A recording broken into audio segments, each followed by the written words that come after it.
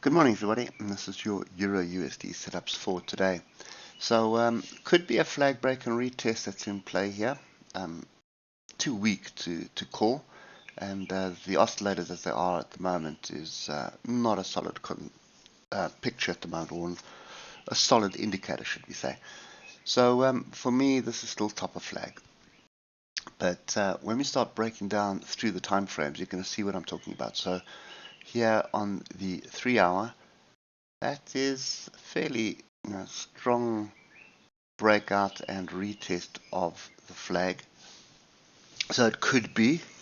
I am concerned about the gaps to the downside. So there's a gap all the way down here. And then there is this gap, or the weekly gap, which could act as a magnet. And if you look at the oscillators at the moment, they have separated, pointing down, but we are waiting on the Feds. That's pretty much what is going on at the moment, so I don't expect us to do anything else. When you look at this on the 3-hour, it's not really a strong break. It's just trailing along the top of the flag. So, yeah, your guess is as good as mine at the moment. Definitely not looking for longs just before data with price action like this. Definitely not looking for shorts either.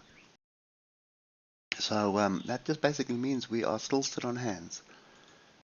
Don't try and second guess this. You can see what happened yesterday. Very difficult to try jump in on price action like this. There's no direction. So yeah, short and sweet is sit back, wait for the Feds, and pick this up tomorrow. Don't try and jump in when the Feds come out with the data, because it's going to be volatile. I'm not 100% sure what the market's waiting for, because I assume that the market's priced in a rate cut already. So they're looking for more out of what the Feds are going to say tonight. So let's wait and see, and we'll pick this up tomorrow. Anyway, that's kind of my view today. I'm sitting quiet, short and sweet this morning. Enjoy your day. Cheers for now.